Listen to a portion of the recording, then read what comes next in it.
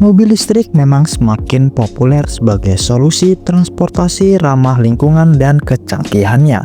Namun, meskipun menawarkan berbagai keuntungan, mobil listrik juga memiliki sejumlah kekurangan yang perlu diperhatikan. Di video kali ini akan membahas kekurangan dari mobil listrik yang perlu dipertimbangkan sebelum beralih dari kendaraan konvensional.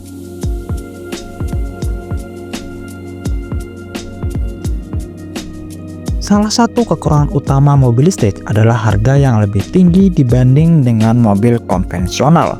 Meskipun ada berbagai insentif dari pemerintah untuk mendorong adopsi mobil listrik, biaya awal kendaraan mobil listrik tetaplah mahal, terutama karena harga baterai yang masih tinggi. Hal ini membuat mobil listrik lebih sulit dijangkau oleh konsumen dengan anggaran terbatas. Seperti mobil Wuling Air EV dengan varian paling murah di harga 184 juta. Sedangkan dari pabrikan yang sama, Wuling Convero yang dibanderol dengan harga hanya 188 juta. Meskipun teknologi baterai terus berkembang, sebagian besar mobil listrik saat ini masih memiliki jarak tempuh yang terbatas jika dibanding dengan mobil bermesin pembakaran. Banyak mobil listrik yang hanya bisa menempuh jarak 200 hingga 400 km dalam sekali pengisian daya. Ini bisa menjadi masalah besar untuk perjalanan jauh atau penggunaan di daerah yang jauh dari fasilitas pengisian daya. Namun jika kalian ingin menggunakan mobil listrik hanya untuk keperluan dalam kota, sepertinya ini bukan hal yang terlalu dipikirkan.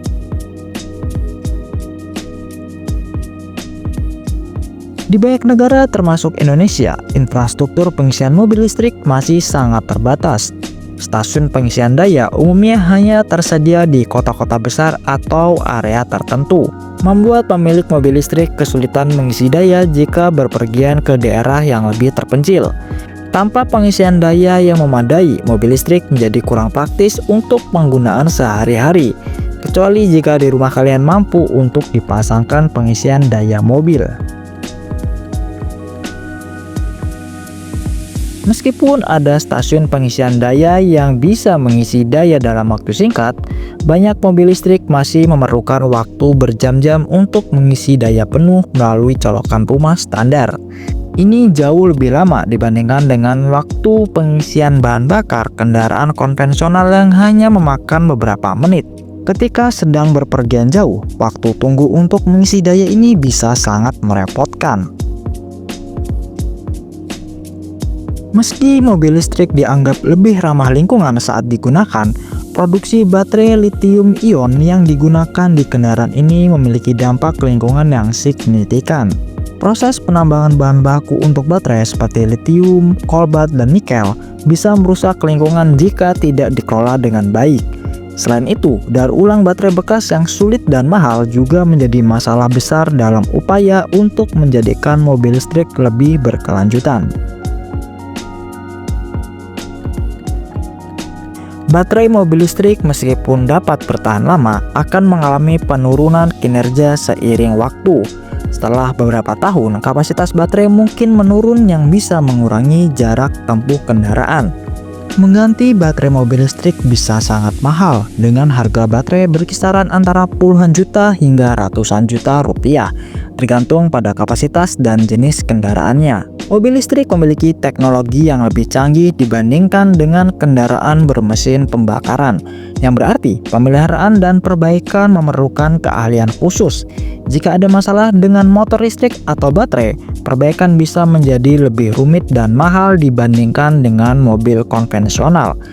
Teknisi yang menguasai kendaraan listrik masih sangat terbatas, dan ini dapat menyulitkan pemilik yang tinggal di daerah dengan sedikit bengkel khusus. Mobil listrik menawarkan berbagai manfaat seperti mengurangi polusi dan ketergantungan pada bahan bakar fosil. Namun ada beberapa kekurangan yang perlu diperhatikan seperti harga yang tinggi, jarak tempuh yang terbatas, dan infrastruktur pengisian yang masih kurang. Teknologi ini masih dalam tahap pengembangan dan penyempurnaan dan mungkin akan semakin baik seiring berjalannya waktu.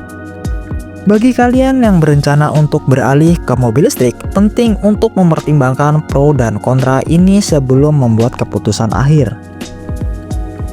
Namun jika kalian ingin merasakan pengalaman menggunakan mobil listrik atau menjadikan kendaraan kedua, menurut saya hal ini bukanlah masalah yang serius.